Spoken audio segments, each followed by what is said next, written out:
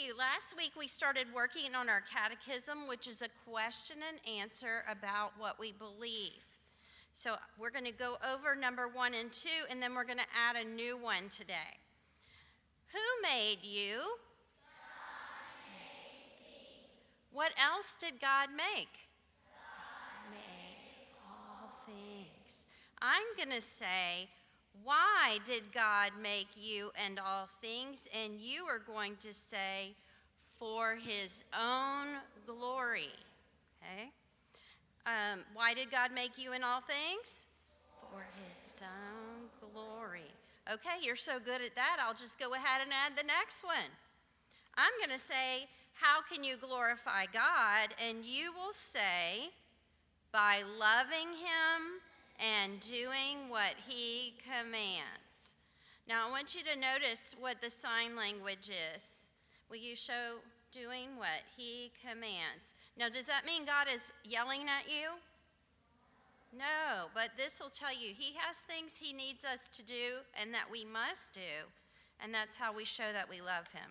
All right, one more time. How can you glorify God? By loving and doing what he commands. Thank you very much. Today we are going to be continuing to talk about our school rules, so let's start. I need some help here. Obey all the way with a happy heart. Fear God and keep his commandments. Honor others. Do your work. Do everything. Complaining or grumbling. Thank you. Today we're going to talk about our second school rule, which is to fear God and keep his commandments. And we are going to talk just for a second about different kinds of fear. There are actually 3 different kinds of fear, and they can go into 2 categories. There's either God fear, good fear, or boo fear. Okay? So God fear is kind of like wow fear. When you stand on the beach and you look out at how big the ocean is and how small you are fearing God. You are seeing how big he is and how massive his creation is. So fearing God means to have a deep respect and appreciation for him. So when we fear God at Annapolis Christian Academy, we are showing a deep respect and appreciation for all that he's done for us. So that is wow fear. Maybe you're looking at a beautiful scene in nature and you're seeing all he's created in the universe. Now there's another kind of fear called wise fear, and that is a good fear. This is what keeps you from reaching down to pick up a rattlesnake if you see it, right? You know immediately in your head that is not a good idea. Or touching a hot stove, right? Or maybe if you are standing at the top of a mountain looking down, and you know it's probably not a good idea to jump up and down or jump rope right there, okay? So that is wise fear. The other kind of fear is kind of an out of control fear. When you are afraid of something, maybe that doesn't make a lot of sense. So maybe you're afraid to go near water at all because one time you heard somebody was struggling to paddle their way back to shore. And so all of a sudden you've decided to be afraid of water. So that's an out of control fear, an unnecessary fear when we just need to ask God to give us peace. So those are the 3 kinds of fear, and I want to ask you a couple of questions, and you can tell me if it is God fear.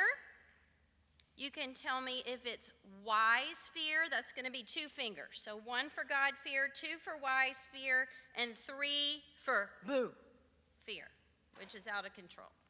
Okay. So 1 is God fear, 2 is wise fear, and 3 is boo fear.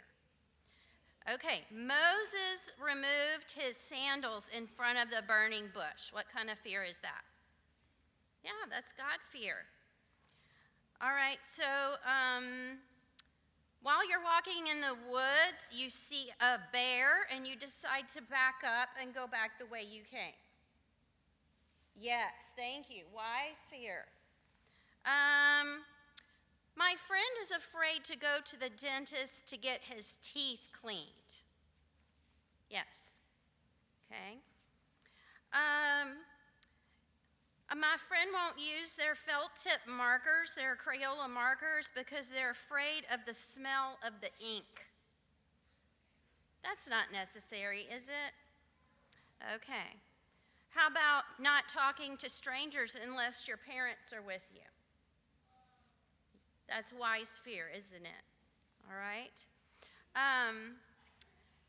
So we can tell the difference between those three kinds of fears. And now I'd like somebody to tell me what fearing God would be like at school. What does it mean to fear God at school? Think about it for a second. Sophia? Sure. Seeing God as big and someone we need to be reverent toward makes us obey, gives us a reason to obey. Yes, Dale. Sure. You want to do your very best for him. Okay. So today, as you are working with your friends or doing your schoolwork or eating in the lunchroom, remember to be reverent and appreciative for all that God has done for you today. Now I'm going to ask Ms. Fox to come help us. We're going to sing the first 3 verses of All Things Bright and Beautiful.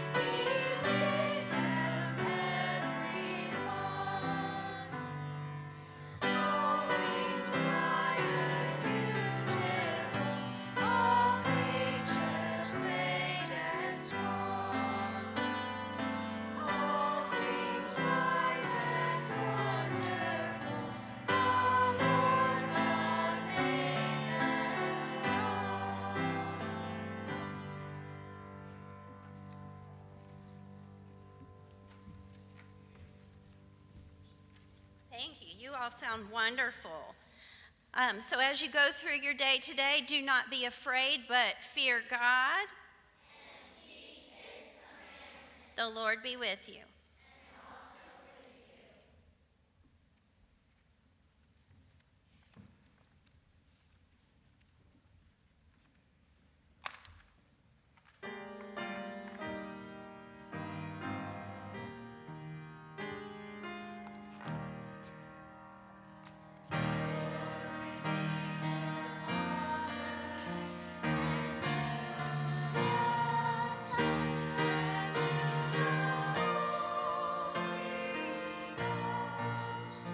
As it was in the beginning, is now.